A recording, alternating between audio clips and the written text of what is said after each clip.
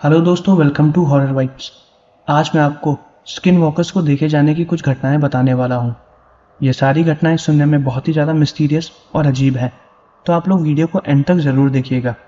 साथ ही वीडियो पसंद आए तो चैनल को सब्सक्राइब ज़रूर करिएगा। वीडियो शुरू करने से पहले मैं ये बता दूं कि अगर आप चैनल पर नए हैं और आपको हॉरर स्टोरीज और मिस्टीरियस स्टोरीज सुनना पसंद है तो आप हॉरर वाइब्स को सब्सक्राइब कर सकते हैं। और अगर आपके साथ भी कोई अजीब सी घटना घटी हो तो वो सारी घटनाएं आप मुझे मेरे इंस्टाग्राम पर भेज सकते हैं। मैं अपने इंस्टाग्राम का लिंक वीडियो के डिस्क्रिप्शन में दे दूंगा। इस वीडियो का टारगेट रखते हैं 500 लाइक्स।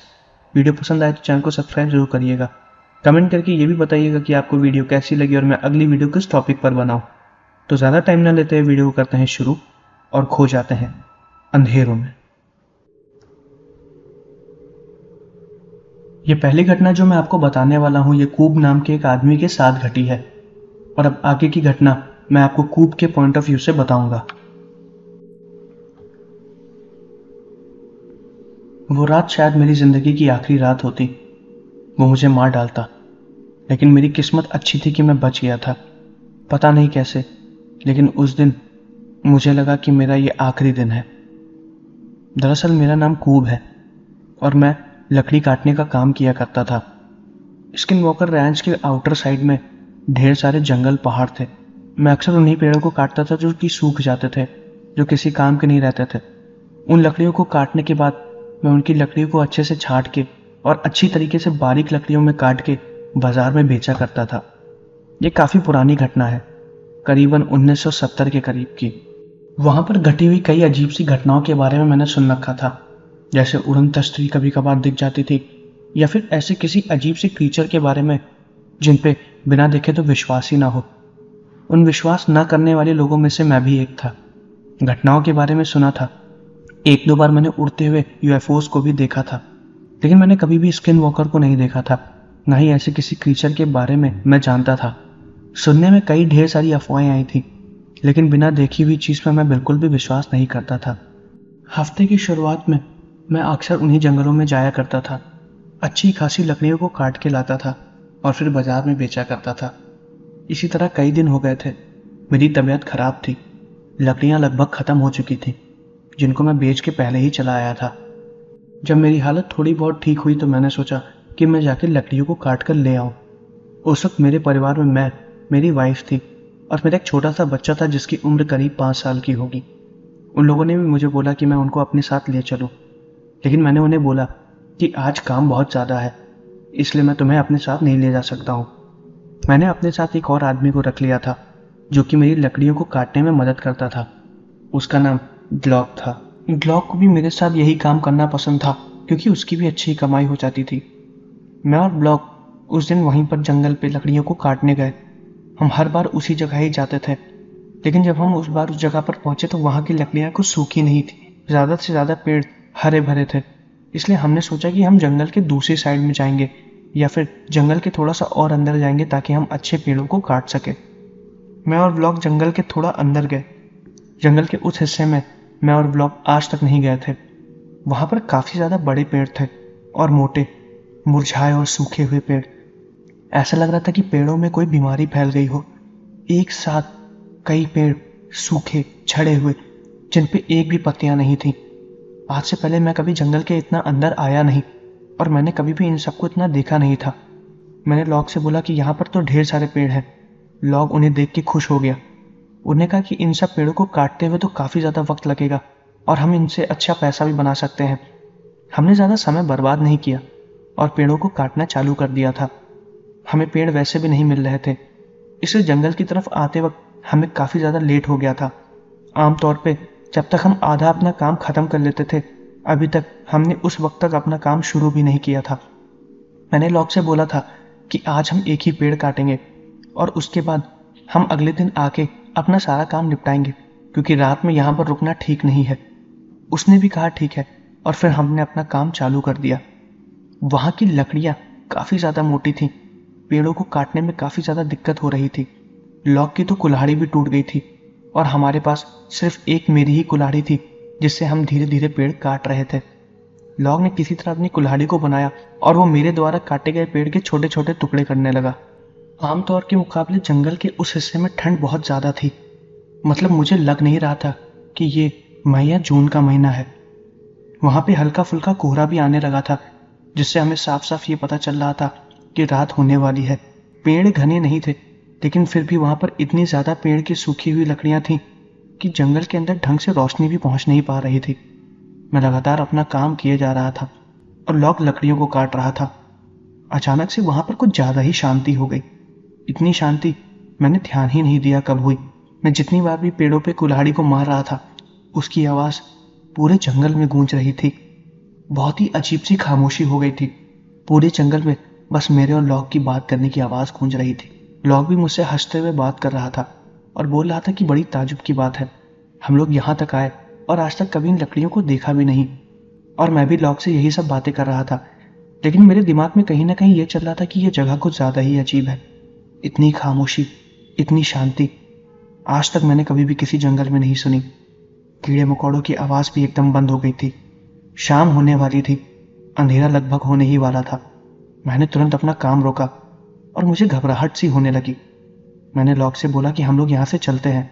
लॉक ने बोला कि हम कुछ देर और रुकते हैं, थोड़ी लकड़ियाँ और जमा कर लेते हैं, लेकिन मैं उसे लगातार चलने के लिए बोल रहा था। उसने जब मुझे देखा कि मैं थोड़ा घबराया हूँ तो उसने मुझसे पूछा कि आखिर मुझे क्या हुआ। मैंने उसे बताया कि मुझे कुछ अजीब लग रहा है, यहाँ पर कोई और है जो हमें देख रहा है। मैंने उसे देखा नहीं था, लेकिन उसके होने का एहसास मुझे साफ साफ हो गया था और मैं जान रहा था कि ये वही दानव है जिसके बारे में मैं आज तक सुनता आया हूँ। उसकी मौजूदगी का ही एहसास मुझे उस पर यकीन करने पर मजबूर कर रहा था। मैंने तभी उसे चलने के लिए बोला। लॉक तुरंत लकड़ियों को लपेटने लगा, लेकिन मैंने उससे बोला कि तुम लकड़ियाँ छोड़ो और यहाँ से भागो। लॉक मेरी बात को समझ ही नहीं पा रहा था। मैंने उससे कहा कि यहाँ से भागो। वो बार बार मुझसे सवाल पूछ रहा था। फिर मैंने उसका जवाब न देते हुए वहाँ से जल्दी जल्दी बाहर निकलने की सोची। मैंने तुरंत अपनी कुल्हाड़ी उठाई और वहाँ से बाहर निकलने लगा। तभी लॉक मुझे रुकने के लिए बोल रहा था, लेकिन मैं भागने लगा। जितनी लकड़ियाँ लॉक उठा पाया उसने उठाया, वो भी मेरे पीछे पीछे आने लगा। और लॉक ने मुझसे बोला कि आखिर तुम्हें हुआ क्या है। मैंने बोला कि यहाँ पर कोई दानव है जो हमें देख रहा है। मैंने साफ साफ उसे बोला। मेरे बोलते ही वो जोर जोर से हंसने लगा। उसे मुझसे बोला कि तुम भी इन बनाई हुई कहानियों पर विश्वास कर रहे हो। मैंने बोला कि मैं इन सब चीज़ों पर विश्वास नहीं करता हूँ, लेकिन मुझे ऐसा एहसास हो रहा है कि वो आस पास ही है। वो फिर हंसने लगा और हम लोग दोबारा जंगल के बाहर की तरफ चलने लगे। तभी हमें एक ऐसी आवाज़ आई कि हमारे पीछे से कोई काफ़ी ज़्यादा ज़ोर से भागते हुए गया है। जंगल एकदम खामोश था, तो उसकी पत्तियों पे भागने की आवाज़ हमें साफ साफ सुनाई दे रही थी। दोनों तुरंत पीछे घूमे। वहाँ पर एकदम अंधेरा था। लगभग हम लोग उस एरिया से बाहर आ गए थे जहाँ पर वो सूखे पेड़ थे। मैंने लॉक से बोला कि यहाँ पर रुकने की कोई ज़रूरत नहीं है, भागो। लॉक को भी अब डर लगने लगा था और उसको भी मेरी बात पर विश्वास होने लगा था। हम लोग जैसे ही भागने लगे, हमें तुरंत एक आवाज़ आई। वो आवाज़ किसी क्रीचर की पेड़ पर चढ़ने की थी। हम तुरंत पीछे घूमे और हमने देखा कि हमारी आंखों के सामने एक अजीब सा क्रीचर खूब ऊपर पेड़ पर चढ़ा है और पेड़ पर चढ़ने के बाद वो हमें देख रहा है। उसकी आंखें चमक रही थीं। उसका मुंह बहुत ही ज़्यादा बड़ा था। पूंछ थी जो कि काफ़ी ज़्यादा लंबी थी और उसकी हाइट भी काफ़ी ज़्यादा बड़ी थी। देखने में वो एक बंदर लग रहा था और काफ़ी ज़्यादा बड़ा था। अमूमन उस एरिया पे कभी भी बंदर को हमने नहीं देखा है, लेकिन वो देखने में बहुत ही भयानक था। उसकी आंखें चमक रही थी। वो एक पेड़ से दूसरे पेड़ पर कूद रहा था। पेड़ इतने मजबूत थे, वो उखड़ तो नहीं रहे थे, लेकिन उनकी ऊपरी डाली उसके वजन से नीचे झुकी जा रही थी और वो अजीब सी आवाज़ें भी निकाल रहा था। वो हमको देख के काफ़ी ज़्यादा ज़ोर से चिल्लाया और बहुत ज़्यादा गुस्से में लग रहा था। मुझे लग रहा था कि शायद हम उसके एरिया के अंदर आ गए थे, इसलिए वो गुस्सा था। हमने उसके पेड़ को भी काटा, शायद वो जंगल का रखवाला हो। मेरे दिमाग में यही सब चल रहा था। उसको देखते ही हम दोनों के हाथ पैर एकदम जम गए। वो भी हमें चुपचाप ऊपर से ही देख रहा था।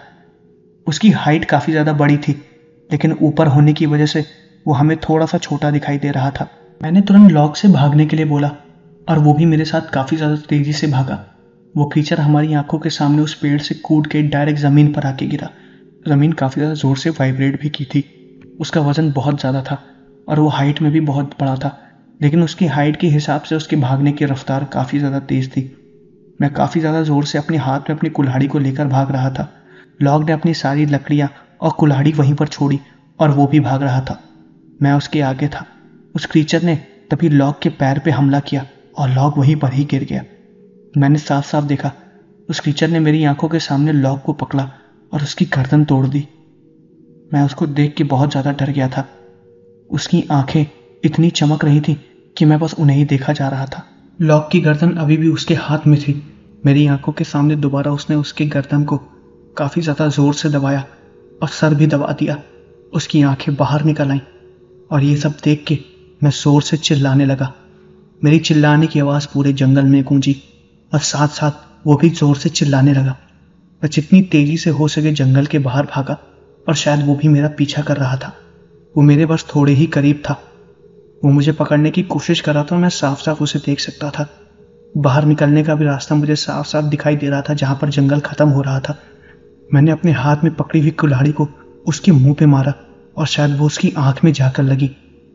कुल्हाड़ी मारते ही वो जमीन पर गिर गया और वो वहीं पर ही कुछ देर के लिए तड़पने लगा और मैं जितनी जल्दी हो सके जंगल से बाहर निकलने की कोशिश कर रहा था। मैं जंगल से बाहर आया और फिर मैंने जब पीछे मुड़ के देखा तो वो नहीं था, लेकिन मैंने अपने कदमों को नहीं रोका। मैं लगातार बाहर की तरफ भागता रहा क्योंकि मुझे ऐसा महसूस हो रहा था कि वो मेरा पीछा ज़रूर करेगा।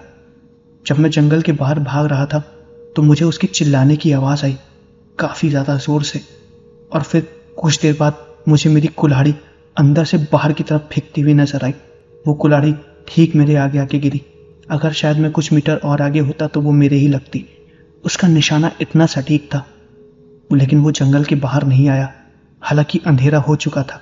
मैंने सुना है कि वो अंधेरे में ही रहता है और अंधेरे में ही लोगों पर वार करता है। वो चाहता तो मुझे मार सकता था, लेकिन वो जंगल के बाहर नहीं आया। शायद उस वक्त मेरी किस्मत अच्छी थी या फिर किसी चीज़ ने उसको जंगल के अंदर बांध के रखा था। वो अपने आकार को बड़ा और छोटा भी कर रहा था। वो कोई और नहीं, एक स्किन वॉकर ही था जो मुझे मारने की कोशिश कर रहा था। वो अभी भी उसी जंगल में है। मेरी आंखों के सामने लॉक मर चुका था। मैं भागते हुए अपने घर गया और वहां पर अपनी जानकारी में सारे लोगों को ये चीज़ बताई। सब लोग ये सब सुन के हैरान हो गए। मैंने उस वक्त फॉरेस्ट डिपार्टमेंट में भी इन्फॉर्म की और वो लोग भी उस क्रीचर को ढूंढने के लिए वहां पर गए। हालांकि वो क्रीचर उन्हें वहां पर नहीं मिला, लेकिन लॉक की बॉडी और उसका सर जो कि बुरी तरीके से बर्बाद हो चुका था वहीं पर ही था। मैंने उसे देखा। मैं बहुत ज़्यादा रोने लगा। मुझे कुछ भी समझ में नहीं आ रहा था। कुछ दिनों के लिए फॉरेस्ट ऑफिसर ने मुझे हिरासत में भी रखा क्योंकि उनको यही लग रहा था कि मैंने उसे मारा है, लेकिन मेरी बताई गई डिटेल्स और वहाँ पर मिले गए फुटप्रिंट से साफ साफ पता चल रहा था कि वो क्रीचर वहाँ पर था। आज तक मैंने सिर्फ उस क्रीचर के होने की अफवाह सुनी थी, लेकिन अब मैंने उसे देखा।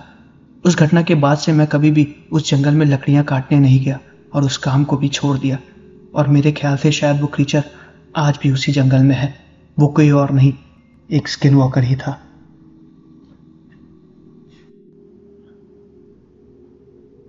तो ये थी स्किन वॉकर को देखे जाने की पहली घटना। अब मैं आपको एक दूसरी घटना बताने वाला हूं जो कि रीटा नाम की एक लड़की के साथ घटी थी।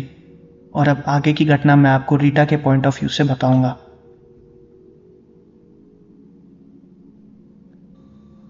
मेरा नाम रीटा है। यह घटना मेरे साथ तब घटी थी जब मेरी उम्र करीब 10 साल की थी। आज मेरी उम्र करीब 27 साल की है। इस घटना में मैंने अपनी छोटी बहन को खो दिया था जो कि हूबहू मेरी तरह ही दिखती थी। दरअसल हम ट्विंस थे।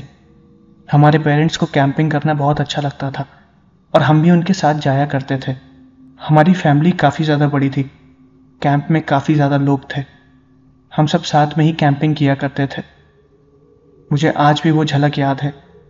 10 साल की उम्र में चीज़ें उतनी याद नहीं रहती हैं, लेकिन वो हादसा मेरे दिमाग में एकदम बस गया है और मैं कभी भी उसे भूल नहीं पाती हूँ, क्योंकि उस हादसे में मैंने अपनी बहन को खो दिया था।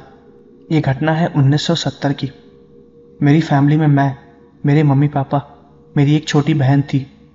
हम दोनों ट्विंस थे। हम में और उसमें सिर्फ 5 से 10 मिनट का ही फ़र्क था। उसका नाम 16 था। हमारी सारी फैमिली एक साथ ही कैंपिंग की ट्रिप बनाई करती थी।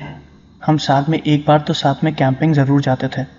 हमारी वो कैंपिंग की जगह भी फिक्स थी। वहाँ पर एक बहुत ही सुंदर सा ट्री हाउस था जहाँ पर हम खेला करते थे। हमारे साथ हमारा एक कज़न भी था जिसका नाम एंटोनी था। एंटोनी हमसे 1 या 2 साल ही बड़ा था, लेकिन तब भी हम लोग साथ में खूब मौज करते थे। हमारे जितने भी बड़े लोग थे सब आपस में बैठ के हंसी मजाक करते थे और मैं, सोला और एंटोनी साथ में खेला करते थे। हम लोग अक्सर उस ट्री हाउस पे चढ़ते थे और वहाँ से बाइनोकुलर से दूर दूर की पहाड़ियों को देखा करते थे, जो कि बहुत ही ज़्यादा खूबसूरत दिखती थी। एक बार एक कैंपिंग के वक्त मेरी और सोला की किसी वजह से बहस हो गई, तो हम दोनों एक दूसरे से बात नहीं कर रहे थे। एंटोनी ने हम दोनों को एक दूसरे से बात कराने की बहुत कोशिश की, लेकिन फिर भी हम लोग एक दूसरे से गुस्सा थे। इसलिए मैं गुस्से में ट्री हाउस पे चली गई और एंटोनी भी मुझे मनाने के लिए मेरे पीछे पीछे आया। वो उन्हीं पहाड़ियों की तरफ चली गई जो कि हमारे ट्री हाउस से साफ साफ नजर आते थे। हालांकि हमने इस बात पर ध्यान जरूर दिया था, लेकिन फिर भी हमने उसे नहीं रोका। उस तरफ भी हम लोग खेलने के लिए कभी कभार जाया करते थे, लेकिन हमें मम्मी अक्सर उस तरफ जाने के लिए मना करती थी, क्योंकि उस तरफ काफ़ी ज़्यादा बड़े पेड़ थे। दोपहर के शायद 3 या 4 बज रहे थे। मौसम काफ़ी ज़्यादा अच्छा था। मैं ट्री हाउस में चली गई थी। एंटोनियो मुझे मनाने के लिए ट्री हाउस पे ही आया था और तभी मैं ट्री हाउस की खिड़की पे जाके बैठ गई और उन्हीं पहाड़ों को देखने लगी। तभी एंटोनियो मेरे पास आया और मुझे ज़बरदस्ती ट्री हाउस के बाहर ले चलने के लिए बोलने लगा। मैं उसे मना कर रही थी और मैंने उसका भी हाथ झटक दिया और फिर उसी खिड़की की तरफ जाके बैठ गई। एंटोनियो भी फिर वहीं पर ही बैठा हुआ था और सोला पता नहीं कहाँ पर थी। तभी हमने अपना बाइनोकुलर्स उठाया और पहाड़ों की तरफ देखने लगे, जो कि हर बार देखते थे।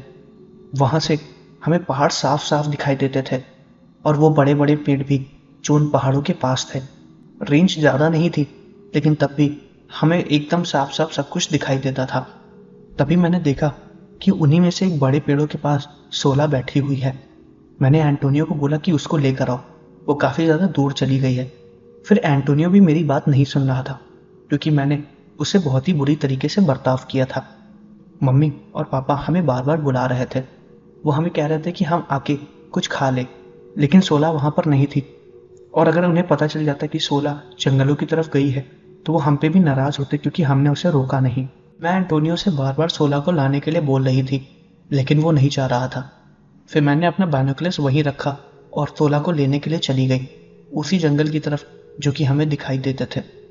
मैं जैसे ही वहाँ पर पहुँची, मैंने देखा कि ट्री हाउस से एंटोनियो बाइनोकुलर से सोला की तरफ देख रहा था और मुझे भी देख रहा था, लेकिन मैंने उससे कोई भी बात नहीं की, ना ही उसे किसी तरीके का कोई इशारा किया, और उसी तरफ जा रही थी जिस तरफ हो गई। जब मैं वहाँ पर पहुँची तो वहाँ के पेड़ बहुत ही ज़्यादा बड़े थे। पिछली बार जब मैं आई थी तो वहाँ पर पेड़ इतने बड़े नहीं थे और ना ही इतने खतरनाक। मैं सोला को वहीं पर आवाज़ दे रही थी, लेकिन वो मुझे बिल्कुल भी नहीं दिखाई दी। वो उसी पेड़ के पास बैठी थी जहाँ पर मैंने उसे देखा था। मैं एकदम वहीं पर ही खड़ी थी। हमारा ट्री हाउस भी वहाँ से साफ साफ नज़र आ रहा था और मैं साफ साफ देख सकती थी कि एंटोनियो मुझे देख रहा है। वो वहाँ से खड़े होकर हाथ भी हिला रहा था और काफ़ी ज़्यादा ज़ोर से, लेकिन मैं उसे नज़रअंदाज करके सोला को ढूंढ रही थी। मैं उसे बुला रही थी, लेकिन उसने मेरे आवाज़ का कोई भी जवाब नहीं दिया। बुलाते वक्त मेरी आवाज़ वहाँ पर गूंज रही थी। वहाँ के पेड़ बहुत ही ज़्यादा अजीब थे, बड़े और एकदम शांत। ऐसा लग रहा था कि जैसे मैं यहाँ पर पहली बार आई हूँ या वो दुनिया ही एकदम अलग है। एंटोनियो मुझे बुला रहा था और मुझे उसकी हल्की हल्की आवाज़ साफ साफ सुनाई दे रही थी, लेकिन मैं उसे इग्नोर कर रही थी। मैं सोला को बुलाने के लिए जंगल के थोड़ा सा और अंदर गई, लेकिन मेरे हाथ पैर अचानक से कांपने लगे, क्योंकि मुझे बहुत ज़्यादा डर लग रहा था। मैं कभी भी इतने अंदर जंगल के नहीं आई थी। और तभी मुझे ऐसा कुछ महसूस हुआ कि कोई चीज़ अजीब सी आवाज़ से निकाल रही है, बहुत ही ज़्यादा गुस्से में। उस आवाज़ को सुन के तो मैं एकदम डर गई थी और मैं कुछ कदम पीछे हट गई और फिर से सोला को चिल्ला के बुलाने लगी। तभी मैंने देखा कि दूर एक पेड़ के बगल से एक अजीब सा भालू मुझे देख रहा है। वो पेड़ के पीछे ही था। उसकी हाइट काफ़ी ज़्यादा बड़ी थी और वो अपने दोनों पैरों पर खड़ा था। उसकी आंखें हरे रंग की चमक रही थी और काफ़ी ज़्यादा ज़ोर से चिल्ला के मुझे आवाज़ भी दे रहा था। मुझे कुछ भी समझ में नहीं आया। उसकी हाइट मेरे हिसाब से अपने आप छोटी हो रही थी और बड़ी हो रही थी। वो अपने रूप को बदल रहा था। मैं तुरंत उसको देख के कुछ कदम पीछे हट गई और तभी मैंने वो चीज़ देखी जिसको देखने के बाद मेरी हालत एकदम मुर्दे की जैसे हो गई। मैंने देखा कि उसके दूसरे हाथ में मेरी बहन थी, जिसको उसने पकड़ रखा था। उसका आधा शरीर ज़मीन पर घिस रहा था और आधा शरीर उस बड़े से भालू के हाथ में था। मैं उसे देख के रोने लगी और चिल्लाने लगी। मैं इतनी ज़ोर से चिल्लाई कि मेरी आवाज़ काफ़ी ज़्यादा ज़ोर से वहाँ पर गूंजी। मेरी बहन मर चुकी थी, उसके हाथ पैर से खून निकल रहा था उसके कपड़े आधे फटे हुए थे। मेरी आंखों के सामने ही वो क्रीचर मेरी बहन को जंगल के अंदर लेकर चला गया और मैं बहुत ज़्यादा ज़ोर से चिल्लाई और फिर मैं वहाँ पर बेहोश हो गई। मुझे उसके बाद कुछ भी नहीं पता कि आखिर क्या हुआ। जब मेरी आँख खुली तो मैं कैंप में थी। मेरे मम्मी पापा मेरे चेहरे पर पानी डाल के मुझे उठाने की कोशिश कर रहे थे। एंटोनियो में बगल में खड़ा था और वो भी रो रहा था। सब लोग परेशान थे। सबने मुझसे पूछा कि आखिर तुम्हारी बहन कहाँ गई। तो मैंने उन्हें बताया कि उसे भालू उठाकर ले गया। उसकी आंखें चमक रही थी। उन लोगों ने मेरी बात पर विश्वास किया क्योंकि एंटोनियो ने भी उस चीज़ को ट्री हाउस से देखा था और उसने साफ साफ देखा था जब उस क्रीचर ने सोला पर अटैक किया था। वो तभी हाथ हिला के मुझे बुलाने की कोशिश कर रहा था कि मैं वहाँ से भाग जाऊँ, लेकिन मैं उसके इशारे को नहीं समझ पाई। मैं बहुत ही ज़्यादा परेशान हो गई थी। सब बहुत ज़्यादा रो रहे थे। सारे फॉरेस्ट ऑफिसर को इन्फॉर्म किया गया और वहाँ पर जितने भी लोग थे सब लोग आए। सब ने मेरी बहन को 2 दिन तक ढूंढा, लेकिन उसका कुछ भी पता नहीं चला। थोड़ा बहुत ढूंढने के बाद उसके फटे कपड़े भी मिले, लेकिन मेरी बहन कहीं भी नजर नहीं आई। उसकी खून की एक बूंद तक नहीं मिली। मैं अपने आप को संभाल नहीं पा रही थी। कुछ दिनों तक तो मैं अस्पताल में ही एडमिट रही। मैंने मम्मी को छोड़ा तक नहीं, क्योंकि मेरे दिमाग में अजीब अजीब चीज़ें घूम रही थी। वो सदमा मेरे अंदर बहुत ही बुरी तरीके से बस गया था। वो दृश्य जिसमें वो क्रीचर मेरी बहन को उठाकर ले जा रहा था, वो मैं आज तक नहीं भूल पाई हूँ। वो मेरी आंखों के सामने घूमता रहता है। मैंने उस चीज़ को भुलाने की बहुत कोशिश की, लेकिन चाह कर भी नहीं भुला पाई। मैं कुछ दिनों तक हॉस्पिटल में भी एडमिट रही, साइकोलॉजिस्ट से भी मिली और हर वो चीज़ की ताकि मैं उस सदमे को भूल जाऊं, लेकिन अफसोस कुछ भी नहीं हुआ। मेरी बहन को ढूंढने के लिए दोबारा कई सर्च और रेस्क्यू टीम भी गई, लेकिन किसी को कुछ भी नहीं मिला, और ना ही वो क्रीचर जो कि वहाँ पर पाया जाता था, और ना ही वो क्रीचर जिसको मैंने देखा था। इस घटना के बाद वहाँ पर लोगों ने कैंपिंग पे जाना बंद कर दिया और उस जगह को भी बंद कर दिया, क्योंकि उस क्रीचर के फुटप्रिंट्स बहुत बार लोगों को मिले हैं। लेकिन सब लोग यही मान रहे थे कि वो एक नॉर्मल भालू है, लेकिन मैंने उसे देखा था। उसकी आंखें चमक रही थी और वो अपने आकार को भी बदल रहा था, और मुझे पता है कि वो कोई और नहीं, एक स्किन वॉकर ही था।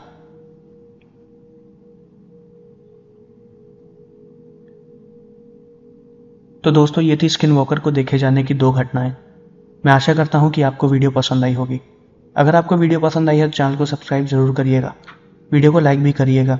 मुझे कमेंट करके ये बताइए कि आपको वीडियो कैसी लगी और मैं अगली वीडियो किस टॉपिक पर बनाऊं।